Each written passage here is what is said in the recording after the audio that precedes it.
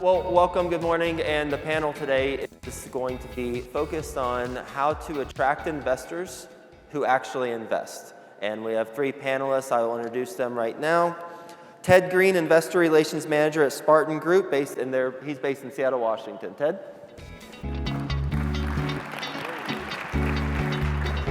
Yep. And Jasmine Nazari, Chief Operating Officer at Urban Green Investments, based in San Francisco, California. Travis Watts, Director of Investor Relations, Ashcroft Capital, based in Celebration, Florida.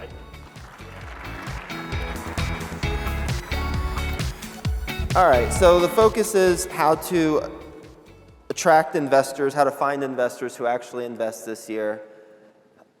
Let's get right into it. Besides referrals, I'll ask each of you to answer, please. What is the number one way to find investors based on your experience and what you've seen work for this year? Pleasure to be with all of you. Thank you for having me. We do property tours, and so we take investors to the locations where we've constructed, acquired, leased up new facilities. People love to see what they're investing in. We'll take a video, we'll distribute that for others to consume. It's just really heartwarming and comforting for investors to see where their money is, what it's doing. They tell their friends. It just snowballs. Okay. Yeah, totally. Couldn't agree more. Property tours are really helpful, and I actually find that the majority of our investors feel more confident after we have presented the information online. But before that, a property tour is always the best idea, that if they're close by. We've found so many investors online, actually. We've used a tool called CrowdStreet that's been really formative and really, really helpful. We've worked with Fundrise in the past as well, but CrowdStreet's been the best resource for us. And then later on, we're going to be talking about the tools that we use for investor relations. And one of the tools that we use is actually working on a really interesting beta right now to introduce GPs to LPs. Got it. Awesome. Yeah, all great ones. I would say that pre-COVID, for me anyway, it was conferences, meetups, in-person events, seminars, et cetera, right? Things changed, obviously, in March of 2020. So since then, I would have to say podcasting. It's something I really wasn't big on prior to COVID, but I've launched my own little segment show under Joe's podcast, The Actively Passive Show. We've done about 100 episodes there. I've been a guest on maybe 175 other podcasts. And between that, Joe talked about this on his keynote for those that heard it, that the conversation's so different when somebody connects with you and says, I heard you on this podcast, or I saw you on YouTube, you said these things that really resonates with me, my story, and I'd like to learn more about either what you do or what Ashcroft Capital's all about. So I love having those conversations, and it wouldn't be possible without the digital world and podcasting. On that digital world front, we're getting back to in-person conferences, clearly. What are the pros and cons, Travis? What are the pros and cons of finding investors virtually versus in person? It's a great question, and kind of not to contradict what I just said, but I do think that a great lead comes from an in-person communication. When you can sit down, look somebody in the eye, have coffee with someone, whatever, property tours, to your point. Yeah. That's a great way to build rapport with people, and it goes such a long way. So that's the obvious one. When we saw a bunch of conferences go digital, you can reach a lot of people, maybe it's a bit more affordable, et cetera, but that networking component was kind of lagging behind. So I would say that's the con, to something digital. Jasmine, you have an interesting and very on point philosophy of how investor relations can actually be a value proposition that ultimately attracts more investors. Can you talk about that? Sure. That's what I tell myself, at least when I'm in a really stressful situation. I'm like, this is very important work. I think that when you have an investor who is, it's cliche, but really when they're heard, when they feel received, when their concerns or questions are answered really thoroughly, It both mitigates the need for them to feel worried, but also it empowers them to express themselves, refer more people, speak about your firm without you there. It kind of turns them into kind of knowledgeable resources and proud investors, and they know that you'll put anyone that you introduce them to, you'll treat them, give them white glove treatment if you treat them so well. That's been a very, very effective tool for us, is just for me to ask for those referrals and treat them very, very well. And then the other thing is that I think that we use a really powerful investor portal that keeps us 100% accurate. It keeps me honest and accurate, and as a result, with the financial and quantitative stuff, I could really lean on the portal, but when it comes to the qualitative stuff, I could take my time and be present with people. Can you elaborate on that? Because being thoughtful and being very thorough with investors, I imagine a lot of us are thinking, yeah, that's me. Yeah. Can you give an example of just what you mean by that, and just kind of bring it in practical terms? Yes, I think it goes to just analyzing their whole portfolio in a written form. Numbers and projections and things like that are solid, and they work very well. But when you have a holistic idea of this investor, what their goals are, actually in the onboarding call, I always ask what their goals are. And when you know what someone's goals are, if it's cash flow, if it's early retirement, if it's for their kids to be able to learn to invest, that's often something that they care a lot about. If it's something that they're doing for their kids to learn more, or if they want their wives' input or their husband's input, that happens less often. I want more women investors, but yeah, it's just taking them in holistically and joy with joy and happiness. It makes me really happy to get to know them. So I don't know if that helps at all, but just a genuine approach to all of their goals.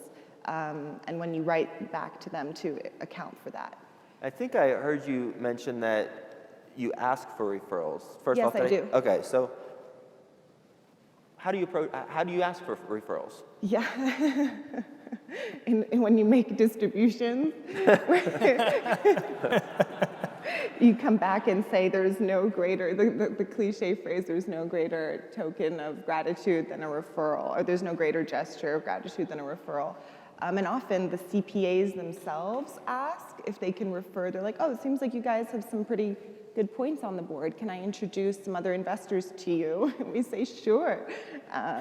So yeah, we ask for referrals pretty directly. So you ask for them directly after distributions? After distributions. And how do you ask? Is it in an email? It's in an email, and I make sure that they know that there's a link for people to send if they want to send their friends and family, our company Urban Green. And I always have to make sure green is not for the environment, green is for returns, and then that creates a whole other laugh. So that's the goal, is just to share, make it easy for them to just forward it along. This is my recent distribution, and here's a link for you. And how often do you ask? And do you do distributions monthly or quarterly, or? With big sale distributions. Sale distributions. Sorry, that wasn't Got it. clear. Yeah, big sale distributions. Got it. Okay. Or for an upcoming deal that we know there's going to be 1031 exchange investors, we can say, hey, if you have any friends or family that are interested as well, this can accommodate 1031 exchange investors. Yeah. Ted, you mentioned property tours. Do you attend those property tours? I do. I get to lead them. You lead them. So how do you structure those property tours? Because the first question was, besides referrals, what is the best way to attract investors who actually invest? And you said property tours. So how do you get the word out about property tours? How often do you all do property tours, and how do you structure those property tours? So, full disclosure, I have to arm wrestle with my boss, one of the co-founders of Spartan, Ryan, who he will start to shiver and quake a little bit when it comes time for a property tour, because these are generally properties that he's birthed.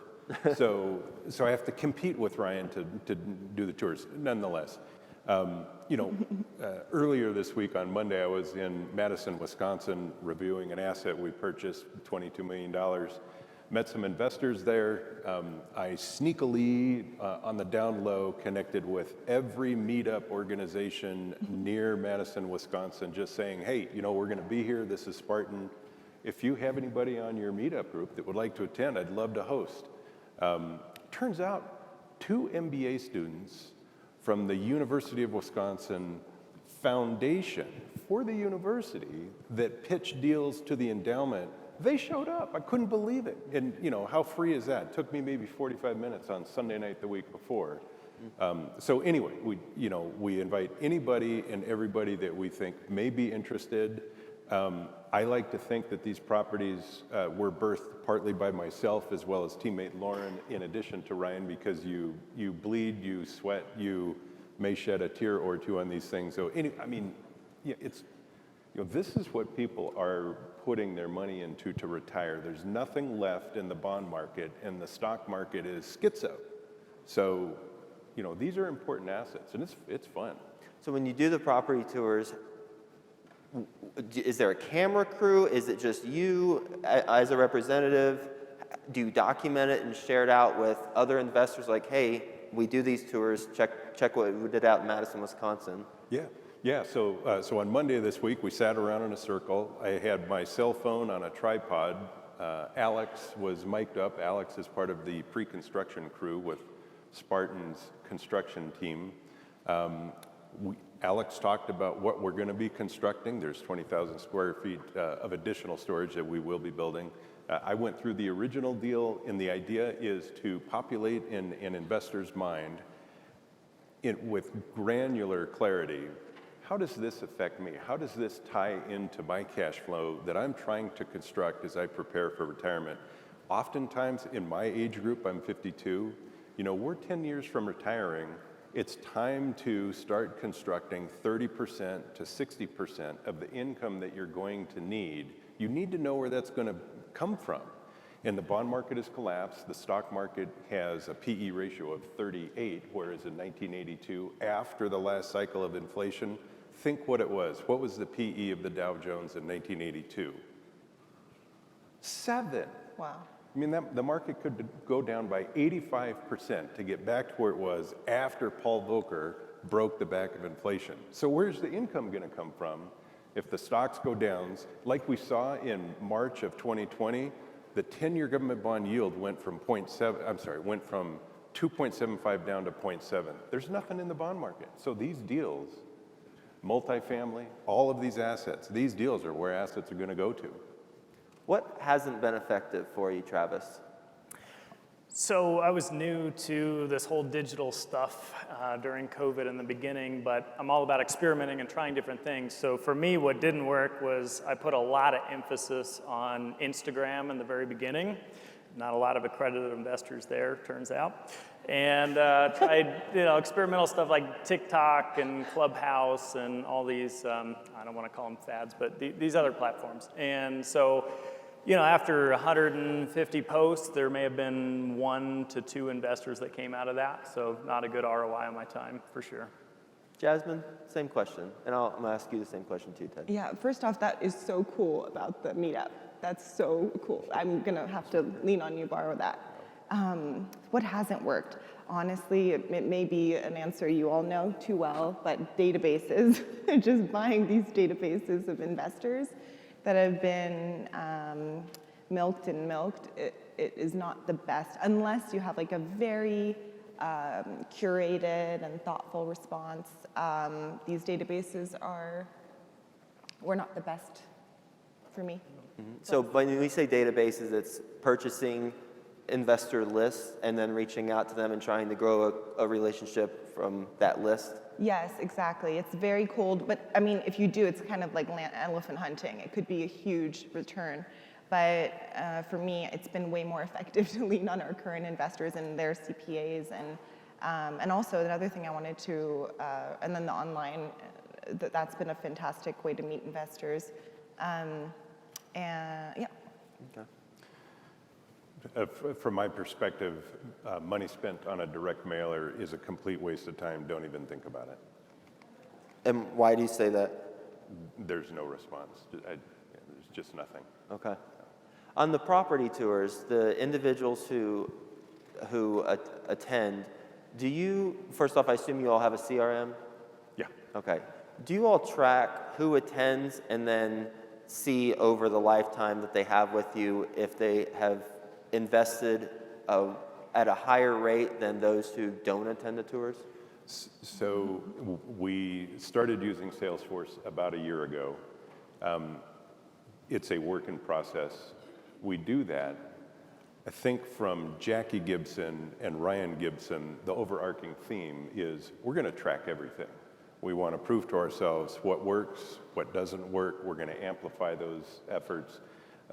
We do that. People who you connect with in person at a property tour, and if you don't have a property to go tour, take your investor to a property you want to buy and walk through the pro forma. You always get more relational depth in that regard. Have you tried doing a direct mail to a targeted area, say Madison, when you are buying in Madison to those accredited investors? No. That does work. Okay. Yeah, we've had challenges direct mail across the board, but that is one thing that has been effective for us on direct mail. Jasmine. Yes. My initial question was, how do you, number one way to attract investors other than referrals, you said CrowdStreet. Yeah.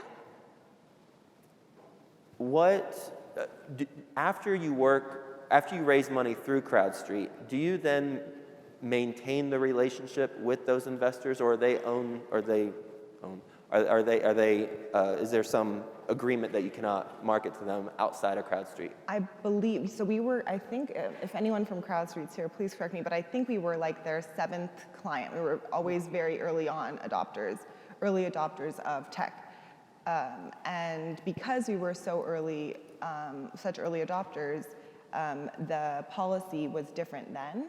However, now I do think that investors that you meet through CrowdStreet, you have to communicate with them through CrowdStreet's portal, and also not solicit them for new offerings.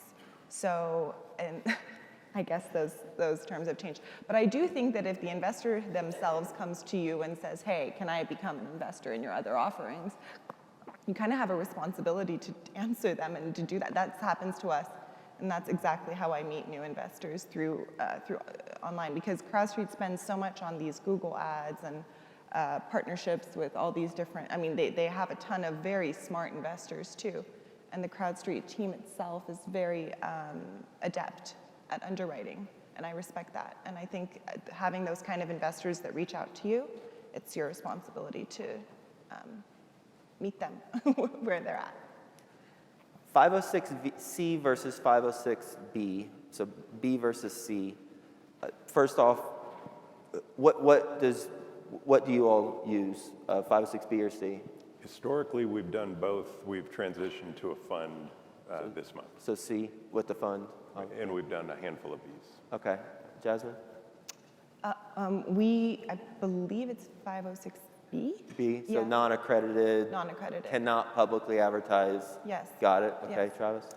You may not know this, Well, right. but we started with 506B and now we're 506C, and in my opinion, it's been extremely beneficial to move to a C for the fact of being able to advertise, get the word out of what you're actually doing, not seem so secretive and behind the scenes, but just my take on it.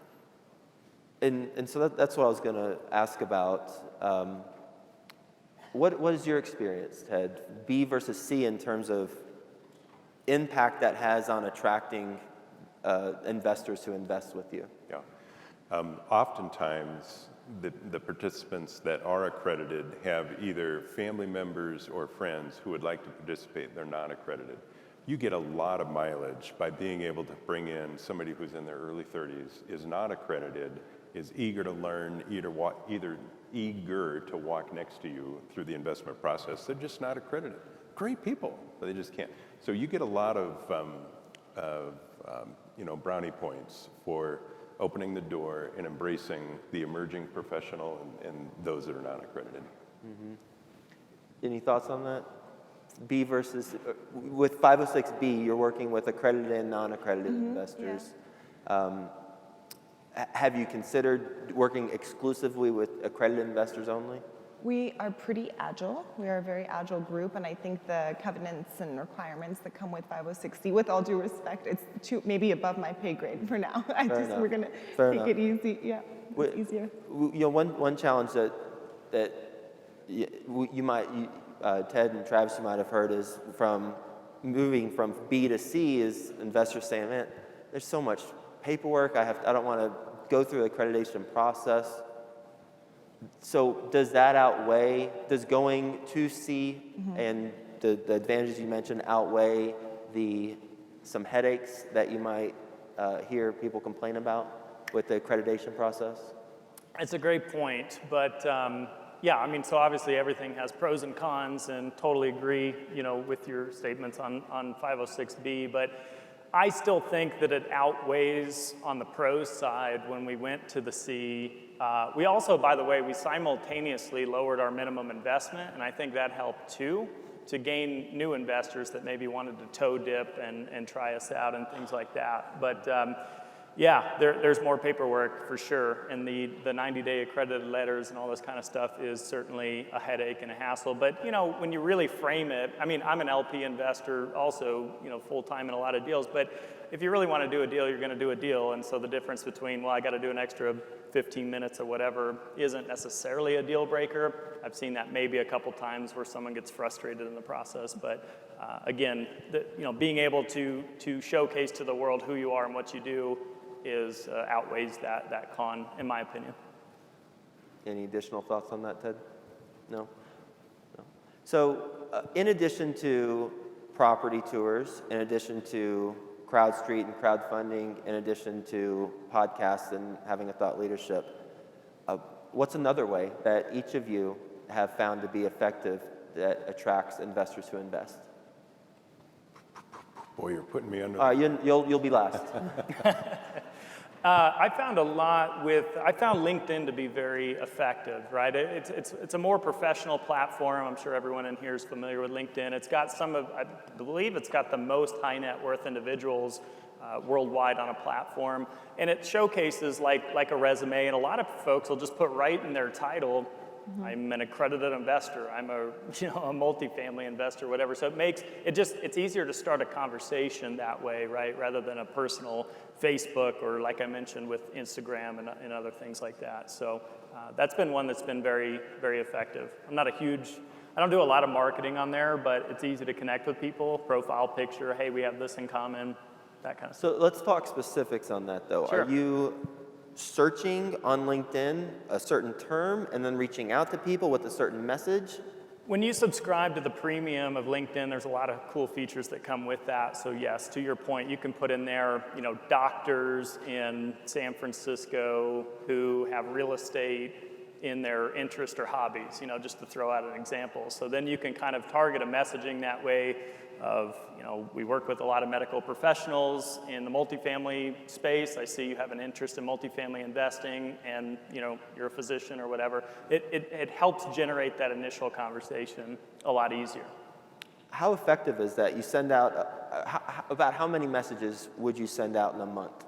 Yeah, so like anything, it's a numbers game. So say you send 100 messages out in a month, you'll probably get 30, 40 of them to reply. You'll maybe set up a call with 10 of them, and maybe you get 1 or 2 investors out of that. So it's certainly something that you could look into building a team around, to automate that a bit.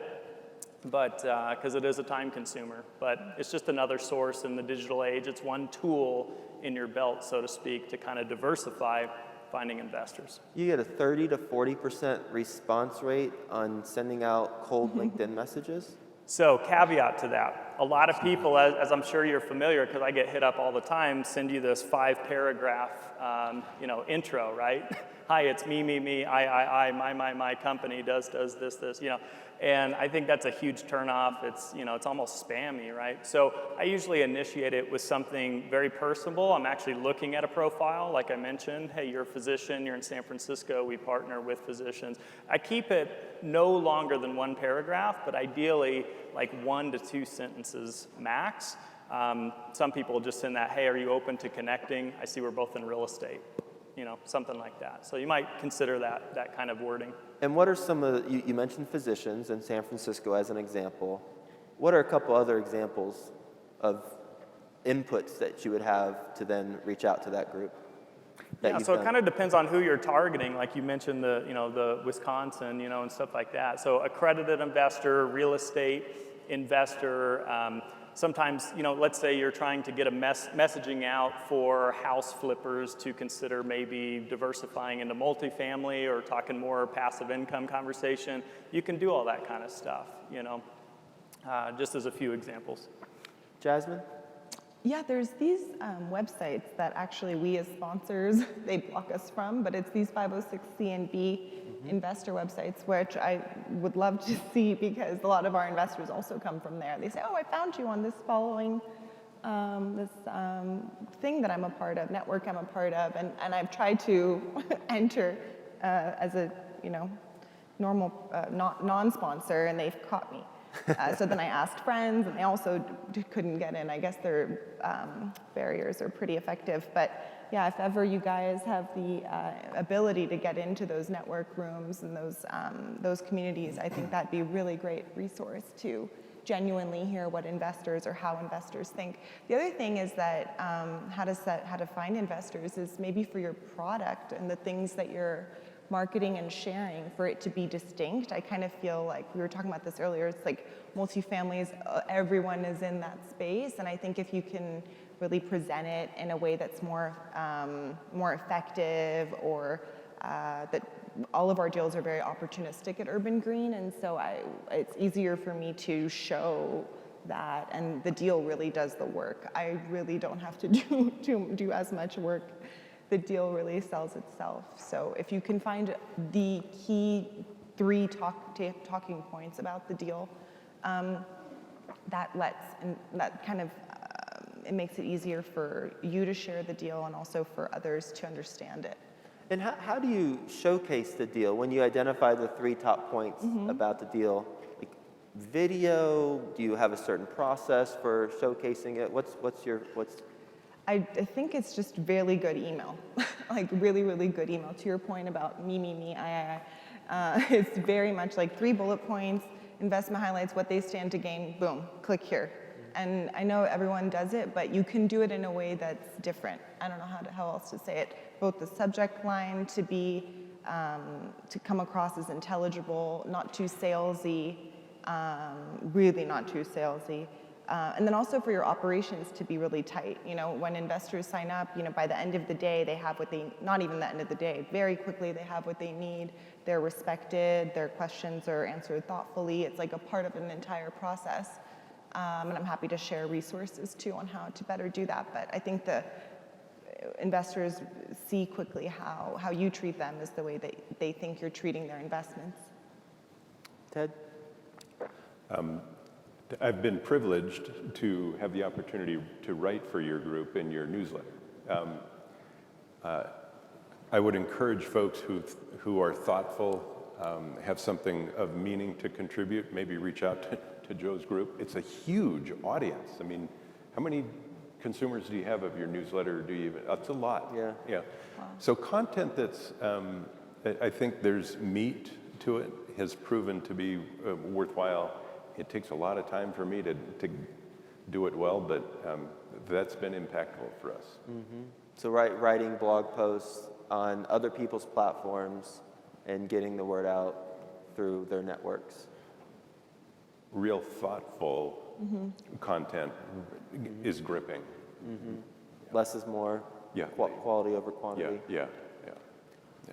As it relates to attracting investors, what haven't we talked about that you think we should?